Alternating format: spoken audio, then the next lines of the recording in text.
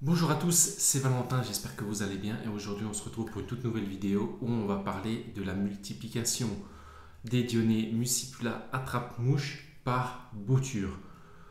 Comment multiplier vos Dionnées par bouture? Alors je vais tout simplement vous montrer ma technique qui marche environ à 99%.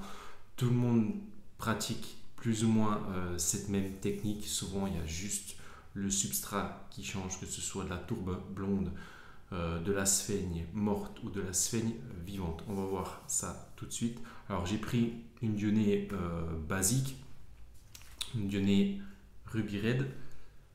Alors, généralement, moi, mes boutures, je les fais juste après le printemps, juste avant que les hampes florales poussent, tout simplement, ou alors une fois que les hampes florales ont fané et que vous les avez coupées, je fais mes boutures justement à cette période.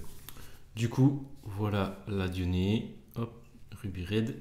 J'ai déjà préparé mon pot de substrat, mélange perlite plus tourbe blonde. Généralement, pour faire des boutures, on utilise 100% de tourbe blonde ou alors avec un surfaçage de sphaigne morte ou que de la sphaigne morte ou de la sphaigne vivante en surface.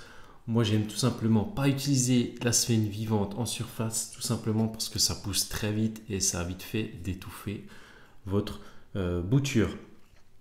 Donc, bien évidemment, votre substrat, bon là, il est à moitié humide, vous le détrempez bien, il faut vraiment qu'il soit complètement gorgé d'eau. Là, je suis dans ma cuisine, du coup, je ne vais pas mettre de l'eau partout, c'est vraiment pour vous montrer. Donc, vraiment, vous détrempez bien. Une fois que vous avez ça, moi, j'utilise pour vraiment que la bouture soit vraiment en contact avec le substrat, des petits morceaux de fer que j'ai coupés. Voilà, et ensuite, je vais faire des petits crochets tout simplement pour pas que la bouture s'en aille avec l'eau et vraiment, comme je vous dis, vraiment la plaquer contre le substrat. Mais je vais vous montrer ça tout de suite après. Hop, voilà, je fais mes deux petits crochets. Hop. Ensuite, vous avez votre dionée. Soit vous pouvez la dépoter pour une meilleure reprise de vos boutures, ou alors vous pouvez la laisser telle qu'elle et vous allez venir décrocher une feuille, une pétiole. Hop, vraiment à la base, vous mettez vraiment vos doigts à la base pour ensuite tirer tout doucement et de pouvoir la décrocher du bulbe. Alors, hop, voilà. Hop, on a vraiment, nous ce qui nous intéresse, c'est vraiment qu'il y ait un grand point blanc. Généralement, si vous dépotez votre dionée, vous avez un petit morceau qui est encore plus rouge. Franchement, quand c'est comme ça, c'est que vous avez encore un taux de réussite qui est vraiment meilleur. Mais comme ça marche aussi. Bien évidemment, vous enlevez votre piège, tout simplement parce que sinon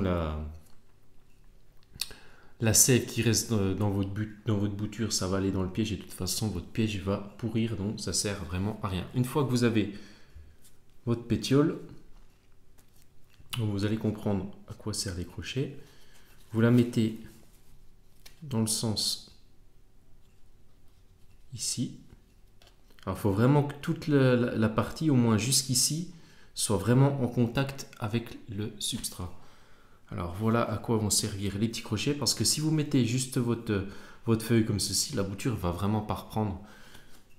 Donc, hop, les petits crochets vont servir à ça. Vous mettez les petits crochets comme ceci et vous enfoncez, hop, et ensuite vous avez votre bouture qui est vraiment plaquée contre le substrat, bien évidemment gorgée d'eau, hein, je répète, mais c'est très très important. Hop, généralement j'en mets deux et le deuxième je le mets à peu près vraiment pas au bout, je le mets juste ici. Hop, voilà, pour que vraiment la bouture soit plaquée. Et ensuite vous pouvez remettre un petit peu de substrat, hop, le long, pour pas qu'il y ait de jour entre la pétiole